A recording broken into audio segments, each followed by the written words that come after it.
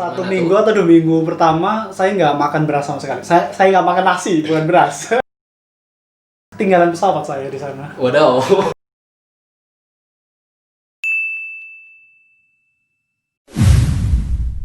Hana, tuh set action.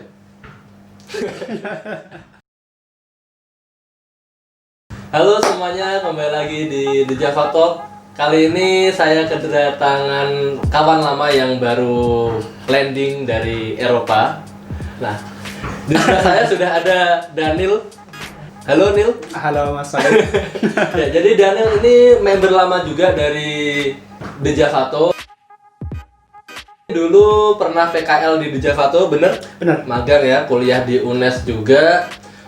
Magang tahun berapa? Tahun 2017 waktu itu di bulan Juli ya. Tahun 2017 PKL di The Javato, terus jadi member dan akhirnya tahun kemarin berkesempatan untuk berangkat ke Portugal. Ke Portugal selama 6 bulan. selama 6 bulan. Selama 6 bulan di Portugal itu biaya dari pribadi atau supported by Support dari Erasmus waktu itu. full funded dari Full funded Erasmus? dari Erasmus. Oke. Boleh share kepada teman-teman mungkin itu program apa, terus kok bisa Daniel bisa ikut program itu, ceritanya gimana? Oke. Jadi waktu itu dari di Java tuh ada satu project namanya CODET atau CODET ya, Community Development Through English Teaching yang kedua. Jadi sebelumnya ada project CODET 1 yang kayak dari persiapan untuk yang keduanya. Yang pertama itu persiapan kayak materialnya untuk persiapan project pengajarnya. Saya ikut yang keduanya. Waktu itu di Portugal, negaranya ada dari 3 benua, dari Amerika Latin, dari Eropa tentunya, sama dari Asia. Dari Amerika Latin, waktu itu teman saya dari Ekuador, namanya Natali. Terus ada yang dari Eropa, banyak juga dari Italia, dari Slovakia, dari negara-negara Eropa lainnya, sama dari Asia, dari Indonesia saya sendiri. Yang Asia cuma kamu sendiri? Iya, sendirian. Wow, itu memang programnya berarti hanya di Portugal atau di beberapa negara Eropa juga? Di Portugal, waktu itu memang untuk tempat pelaksanaan Project Codet cuman di Portugal. Oke, sebelum kita ngobrol tentang di Portugal ngapain aja, kok Daniel bisa terpilih menjadi volunteer untuk berangkat ke Portugal itu gimana? Terpilihnya saya nggak tahu sih. Ya, itu prosesnya gimana? Prosesnya. Ya, prosesnya Kalau gimana? prosesnya sebelumnya emang saya kan magang di Javato 1 bulan lebih waktu itu. Betul. Di 2017. Setelah magang saya jadi member. Setelah jadi member saya jadi dapat setiap ada project dari Javato, saya dapat update dari email maupun saya juga sering lihat updatean di Instagram. Ya, jadi selain dari Instagram sering dapat updatean dari email juga. Iya, betul. Email pribadi mengenai program-program di Javato. Iya. Oke. Terus waktu itu ada updatean di Instagram mengenai project yang Codet 2 ini. Kebetulan saya juga waktu itu baru lulus setelah gitu. sidang. Waktunya jadi setelah lulus kebetulan ada project ini. Berarti saya langsung daftar. kebetulan lulus, terus ada pemberitahuan tentang program ini? Atau Iya. ada program ini dulu, baru cepet-cepet lulus nih? Enggak. Gimana? Enggak, jadi lulus dulu? Lulus dulu, baru Bisa kebetulan gitu ya? Terus saya daftar ke langsung tanya-tanya dulu sih sebelumnya, tanya ke staff persyaratannya apa, langsung Oke. saya daftar. Jadi itu proses tanya-tanyanya gimana, DM Instagram atau? Saya waktu itu tanya lewat email sama WA ke staff sih. Jadi setelah mendapatkan info itu, terus mencari informasi lebih detail tentang persyaratan-persyaratannya. Masih inget gak dulu syaratnya apa aja? Kayaknya ada 6 sih waktu itu.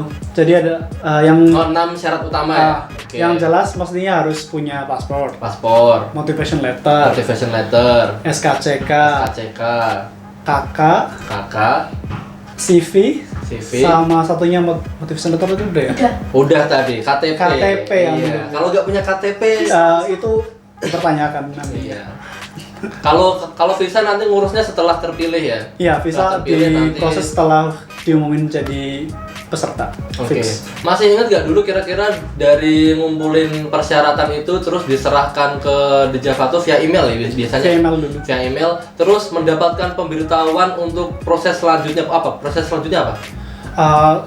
Proses selanjutnya waktu itu interview lewat Skype dengan organisasi host organization Organisasi yang di sana. di Portugal ya. Itu kira-kira berapa lama dari ngumpulin berkas terus proses interview itu? Jadi Kira-kira ada seminggu, 2 minggu?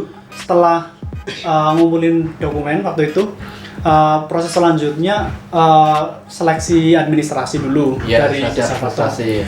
Selama mungkin ada 1 minggu. Terus setelah 1 minggu itu dari Javato sama host organization menjadwalkan untuk interview dari host organization dengan peserta yang sudah dipilih dari Javato. Oke. Itu kebetulan dari The Javato yang dikirim ke sana cuma satu ya? Cuma kamu Ya. sendirian Waktu ya? itu dari Asia emang mungkin dari organisasi cuma menyari satu. Ya mungkin juga slotnya cuma satu ya? Ya. Singkatnya terus habis Skype dinyatakan terpilih untuk ya. mewakili The Javato di Portugal.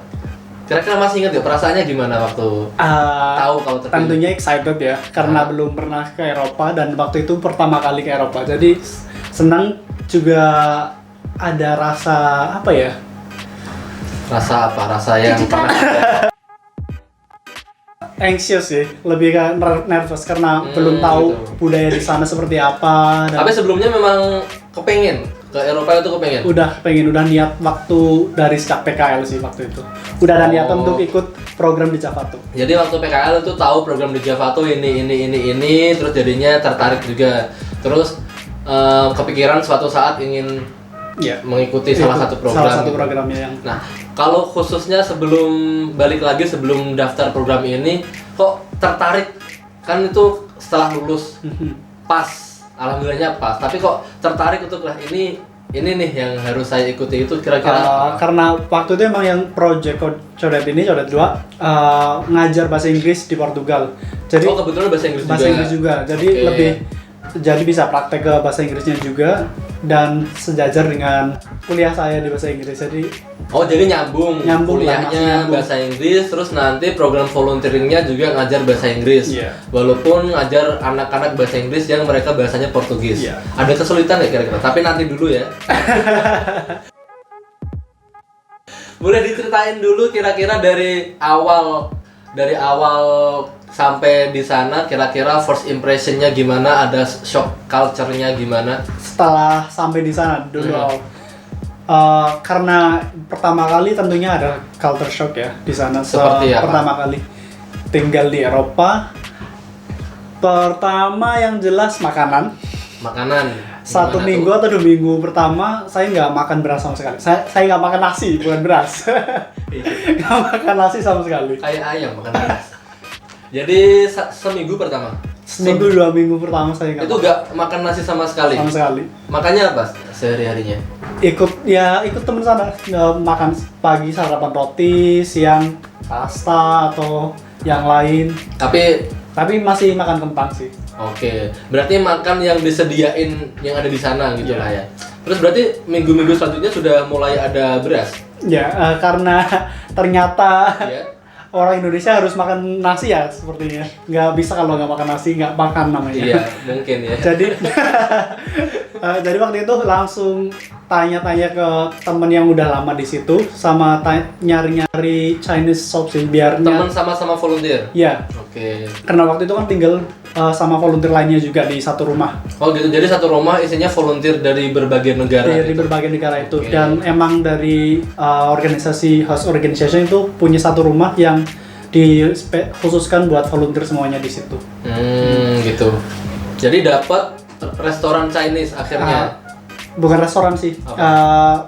toko kayak toko Indomaret gitu sih. Oh, Ya. kayak Asian Shop. Oke, Asian Jadi Shop. waktu itu langsung nyari Asian Shop dan tanya ke temen yang udah lama di situ, katanya di situ ada Asian Shop dan langsung tanya ke orangnya. Ada beras kan, terusan nyoba-nyoba beberapa brand di situ dan ada yang lumayan mirip lah, Ada yang cocok lah ya. yang cocok sama orang Indonesia mungkin. Oke, terus berarti beli beras berarti harus punya apa Magicom ya namanya ya? Lah itu di sana kebetulan di rumah tempat tinggal sana nggak ada Magicom. Jadi masak nasinya waktu itu manual sih. Manual Nggak tuh gimana? nggak pakai Magicom, nggak pakai rice cooker. Kompor. Iya, langsung di kompor. Langsung di kompor gak ada alasnya. Berarti manual itu di kompor pakai panci gitu. Iya, langsung pakai panci. Panci. Kasih air jangan lupa. Oh, gimana rasanya? Enak juga? Sama ya, Oh, jadi kayak adang sego gitu ya kalau wong Jawa ya. Ngeliwet. Ngeliwet ya. Iya, iya. Itu yang pertama kali. Seneng dong makan Seneng. nasi. Dan kebetulan Lauknya apa? Gak ada tempe dong di sana. nggak ada tempe di sana. Nggak Yang ada. ada cuma tahu. Oh, tahu Kebetulan ada tempe. nyari tempe di semua toko nggak nemu. Nggak ada. Adanya tahu. Tahu Asia atau tahu sana Tahu juga? Asia. Oh gitu. Dan kebetulan temanku satu di sana yang dari Slovakia cowok suka makan nasi juga. Oh gitu, jadi ada Jadi temannya juga. ada temennya juga. Pas langsung beli yang berapa waktu itu? Satu 1 ton. 18 kilo. 18 kilo. Langsung beli 18 kilo untuk berdua sharing kita. Wow. Karena dia juga Sekali ya kalian. karena dia juga di negara asalnya di Slovakia, makanan utamanya waktu itu katanya dia kentang dan setelah di Portugal dia tinggal di sana kalau makan kentang terus katanya bosan. Jadi setelah nemu beras di Asian Shop itu kita langsung beli itu satu yang gede Oke. untuk berdua. Berarti itu setelah tahu kalau ada beras yang cocok dan bisa memasak nasi, habis itu rutin bikin nasi. Rutin tetap makan nasi. Oke. Indomie juga nggak? Ah, itu susah di sana. Oh, Di susah? Portugal nyari Indomie nggak ada kayaknya. Tapi dulu waktu berangkat bawa dari Indonesia? Bawa 6. 6 biji. Karena 6 bulan bawa 6, buat setiap bulan 1. Jadi sebulan rencananya sebulan satu. Satu. Sebulan satu. Tapi nggak kejadian. Bagus bagus. Stay di Portugal berapa lama? 6 bulan 6 bulan mulai bulan dari Desember. Waktu itu sampai tanggal 5 Desember. 5 Desember dari Indonesia. Udah di Oh, sana. udah di sana. 5 Desember berarti 6 bulannya sampai Januari, Februari, Maret, April, Mei, Juni ya. Juni ya. Juni awal, Juni akhir selesainya. Juni awal. Juni Tanggal awal. 5 kemarin udah di sini ya. Oke, berarti itu juga sudah ada pandemi juga. Iya, sama sih kurang lebih, nggak beda, nggak selisih dikit sama Indonesia. Oh gitu. Oke, sebelum ngomongin pandemi ya. Ini ngomongin yang seru dulu, pandeminya nanti aja. Nah, sudah di sana kan ada shock culture juga, perbedaan makanan budaya dan lain-lain. Kegiatannya di sana ngapain aja? Oke. Kegiatannya kan dari proyeknya yang utama tadi ngajar bahasa Inggris. Ngajar Tapi- anak-anak ya? Ngajar anak-anak. Jadi ngajar di youth house, rumah pemuda, di sore hari nunggu mereka pulang dari jam sekolah sekitar jam 3. Mereka bakalan datang ke rumah pemuda dan kita ada kegiatan kayak sharing bahasa. Jadi kayak saya juga belajar bahasa Portugis lewat mereka dan mereka belajar bahasa Inggris dari saya juga. Oh gitu. Tapi selain ngajar juga dari organisasi, kebetulan udah ada jadwal setiap hari. Tiap hari mereka punya aktivitas yang berbeda-beda. Ada renang, ada dance, ada juga main basket, ada juga main musik sama sepak bola. Oh, kegiatan macam-macam. seperti itu terjadwal oleh mereka Terjadwal. dibikin jadwal. Iya. Jadi ada jadwal renang nanti kapan, main bola kapan, Iya. dance, Dance kapan nari ya. iya, nari. Kamu juga nari di sana? Oh, enggak sih. Oh enggak. Terus berarti rutinnya itu adalah ke rumah pemuda tadi untuk ngajarin mereka bahasa Bahasa Inggris. Inggris. Berarti mereka paginya sekolah, terus siangnya baru ke situ. Ke situ ya. Gitu. Untuk mengikuti kegiatan di situ. Itu berarti sebelum pandemi berarti apa? Kegiatan terakhir itu di bulan apa sebelum pandemi? Kegiatan terakhir sebelum pandemi itu ada training waktu itu, training apa, bulan Februari, private training. Maret? Di bulan Maret awal, pertengahan. Maret pertengahan. Iya. Jadi dari Desember sampai ke Maret itu kegiatan rutinnya yang ke sekolah itu tadi. Iya. Dan di siang hari sebelum di kegiatan di rumah pemuda dari organisasi emang ada project ke sekolah primary school. Primary Primary school. school kayak SD yang anak-anak kecil itu. Ya. Kita membantu anak-anak yang di situ, murid-murid di situ di jam makan siang. Kayak Oh. karena di jam makan siang mereka harus naik bus ke tempat sekolah utama buat makan siang, dan dari staffnya dan saya juga bantu mereka untuk menertibkan murid-muridnya pas keluar sekolah, terus ke bus di jam istirahat untuk makan siang. Dan setelah itu di jam istirahatnya juga kita nemenin mereka buat main dan ngawasin biar mereka nggak jajan sembarangan itu di waktu makan siangnya itu ya. Jadi ini yang kelompok yang makan siang ini sama yang sore itu berarti beda ya?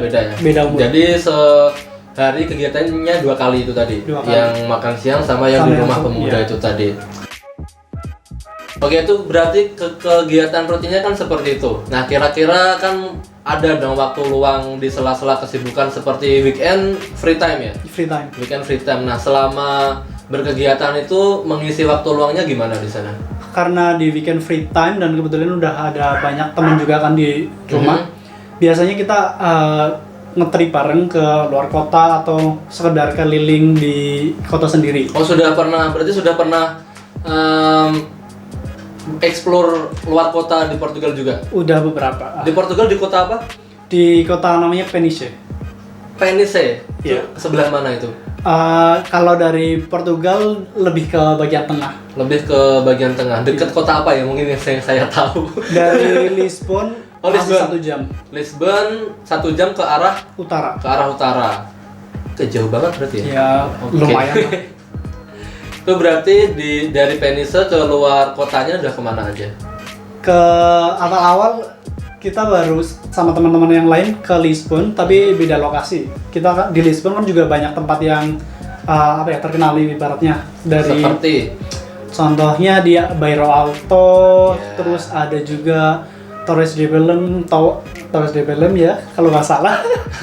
Cut nanti. Ya pokoknya itulah namanya ya. Terus ada lagi satu lagi kayak jadi di Portugal kan lebih karena dulu kerajaan ya. Iya. Di sana lah yang terkenal itu kayak ada church bahasa Indonesia gereja, ada gereja, dan kastil-kastil yang banyak yang bisa dikunjungi. Kastil-kastil tua yang bersejarah. Oke, berarti sudah sempat keliling Eropa nggak selama di sana? Karena rencana saya keliling Eropa di akhir project, dan di akhir project itu di bulan Juni Mei. Iya. Dan waktu itu udah pandemik parah banget. Jadi wah, gila sih, udah parah sih. Nggak bisa ya. Jadi belum sempat ya. Waduh, kasihan sekali. Padahal itu harusnya bisa keliling-keliling Eropa ya, bisa ke Italia, ke Madrid mungkin ke Paris. Oh, kasihan sekali Anda. Apa yang dirasakan selama pandemi di sana? Kegiatannya ngapain aja kalau selama pandemi itu? Pandemi, karena awal-awal pandemi aturannya waktu itu masih sangat strict. Jadi kayak keluar rumah aja nggak boleh. Nggak boleh. Kalau untuk belanja yang penting, sama kalau nggak olahraga. Kalau bukan itu, mending di dalam rumah. Dan polisi pun banyak yang patroli di jalan-jalan. Oh, berarti kalau misalkan keluar dari rumah bisa ditangkap polisi? Ditanyain biasanya. Tujuannya apa? Mau ngapain gitu ya?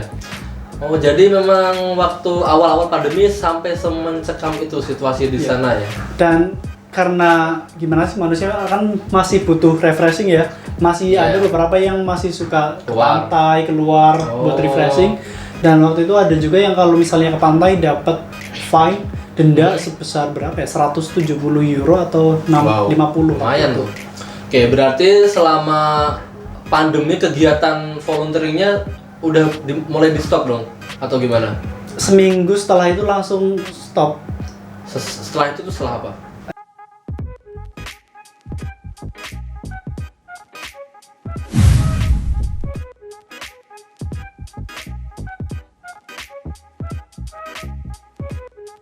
Terus selama pandemi itu ngapain aja di rumah? Kok bisa ketinggalan pesawat gimana?